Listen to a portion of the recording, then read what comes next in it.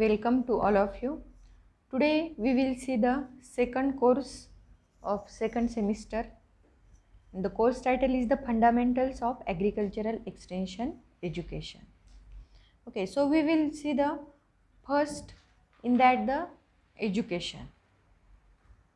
Definition of education. Education is the process of the bringing desirable changes into the behavior of the human beings. There are the various definitions given by the different scientists. Webster defines education as the process of teaching to develop the knowledge, skill or character of the student. Then it can also be defined as the process of the imparting or the acquiring the knowledge and the habits through the instructions or the study. Then sociologist Rodney Starr declares that the education is the cheapest, most rapid and the most reliable path to the economic advancement under the present conditions. Then next we will see the types of education. There are the various types of the education. For example, the child education, adult education, technical education, education in the arts and the crafts, physical education and the health education, education in the humanities and the social sciences and the several others. But there are the three broad classification of the education, and now in our syllabus this classification is included, that is the formal education, non-formal education and the informal education. We will see detail in about that. In that the first one is the formal education. Formal education is basically and the institutional activity, uniform and the subject oriented, full time, sequentially hierarchically structured, leading to the certificates, degrees and the diploma. This education is called as the formal education. Formal education is hierarchically structured, full time education. In that there is the technical and the professional training. There is a variety of the specialized programs running from the primary school to the university. This formal education is a hierarchically structured education system which is started from the primary school and which is reaching to the university education, called as a formal education. Okay, then the second one is the non-formal education. Non-formal education is any organized, systematic educational activity carried on outside the framework of the formal system. This is important one. Outside the framework of formal system to provide the selected types of learning to particular subgroups in the population, called as a non-formal education. The examples of the non-formal education is agricultural extension, farmers training programs, adult literacy program and the occupational skill training. These are the examples of the non-formal education. And the characteristics of the non-formal educations are: it is flexible, it is environment and the learner oriented, it is diversified in the content and the method, and it is non-authoritarian. Okay, and it is built on the learner participation. It organizes and mobilizes the local resources. It enhances the human and the environmental potential. It provides the selected types of learning to the particular subgroups in the population, adults as well as the children. Then the third type is the informal education. Informal education is a lifelong process, and in that every person acquires the knowledge, skill, attitude and insights from the daily experiences and the exposures to the environment, at home, at work, play, from the friends, reading newspapers, books, films and the television.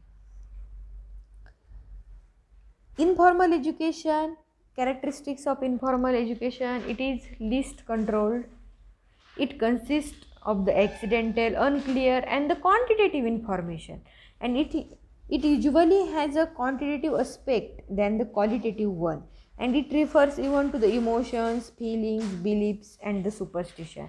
It often offers responsiveness, ready response when interact with the environment, and it offers possibly to the freely act in the unknown situation. It offers freedom of the self-formation. Then next we will see the difference between the formal education and the non-formal education.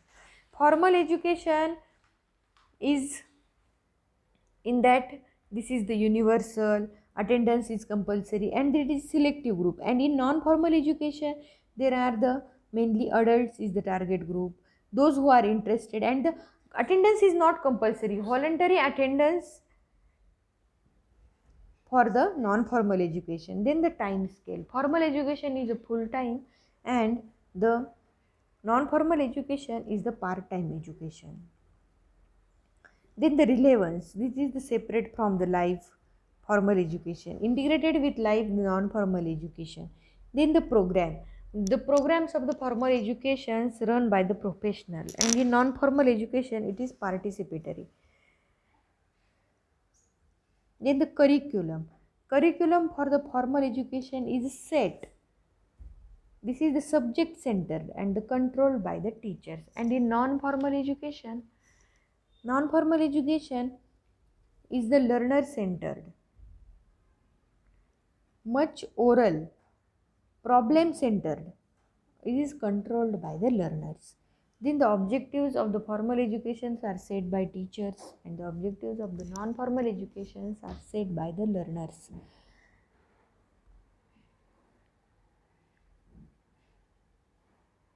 Validation regarding the formal and the non-formal education.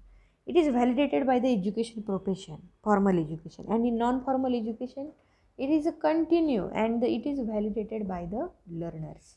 Then next we will see the term extension education.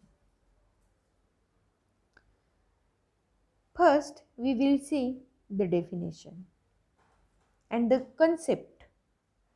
Extension is an out of school system of education in which the adults and the young peoples are learned by doing. Okay. Extension education deals with the practical items of information which is useful for the rural people, which solve their daily problems, especially those relations to the agricultural production. Then next we will see the difference between the formal and the extension education. Formal education starts with theory, extension education starts with the practical. In formal education, students study subject, and in extension education, farmers study the problems. Class attendance is compulsory. Teacher instruct the student in the formal education. In extension education, participation is voluntary, and teacher teaches also from the farmers. Teaching is only through the instructor and the leaders in formal education, and in non-formal education, teaching is also through the local leaders. Teaching is vertical, teaching is horizontal in non-formal education, and in formal education, teaching is vertical. It is rigid. Formal education is rigid, and the extension education is flexible. Pre-planned program and pre-decided program is the formal education, and extension education, it has the freedom to develop locally and they are based on the needs and expressed desires of the people. Then next we will see the objectives of the extension education. The basic objectives of extension education are the development of the people to bring the desirable changes in the behavioral complex. There is the three items in the behavioral complex, that is the knowledge, attitudes and the skill, and the dissemination of the useful and the practical information relating to the agriculture, including the improved seed, fertilizer, implement, pesticides, improved cultural practices, dairying, poultry, nutrition. Okay, then to make the people aware that agriculture is the profitable profession, and to create an environment for the rural people so that they can show their talent, leadership and the efficiency, to provide the appropriate solution to the farmer's problem, to bring the scientist closer to the farmer. These are all are the objectives of the extension education. Then next we will see the principles of extension education. Principle of the interest and the need. Principle of interest and need. According to the needs and the interest of the farmers and the rural peoples, there is the set the extension programs and the various extension activities. Then the principle of the cultural difference. Culture is different according to the area, and the region wise culture is different, and according to that culture there is the programs should be organized. Then the principle of the participation and the principle of the leadership. These two principles are the very important principles of the extension education. Without the participation of the farmers, there is no any successful program in the extension. And the leadership builds the confidence of the local leaders, and they should participate in the programs actively. Then the grassroots principle of organization. Any organization is a principle of grassroots means this is the working from the roots of an organization. Okay.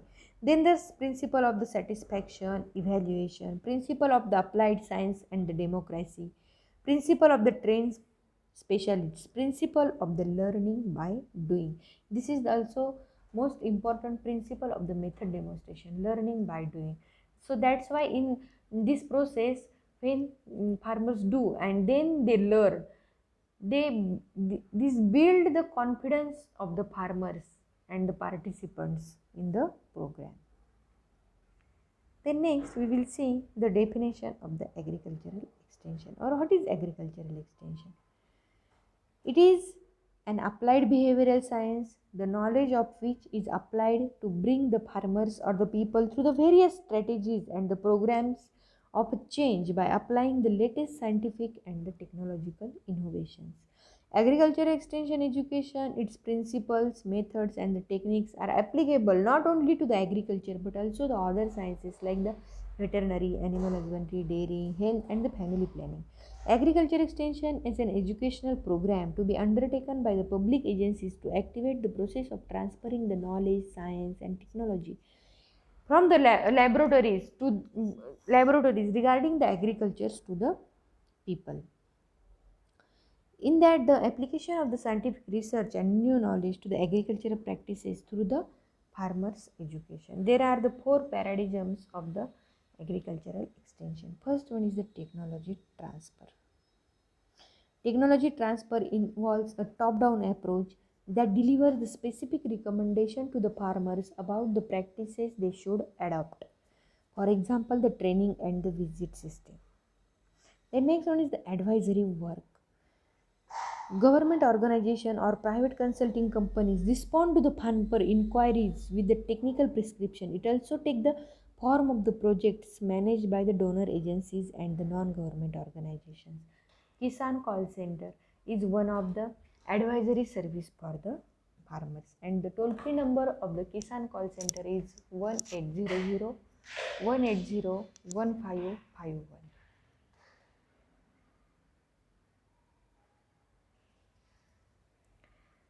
The next is the human resource development.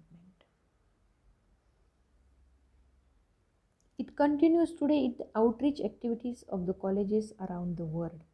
Top-down teaching methods are employed, but students are expected to make their own decisions about how to use the knowledge they acquire. Then the facilitation for the empowerment.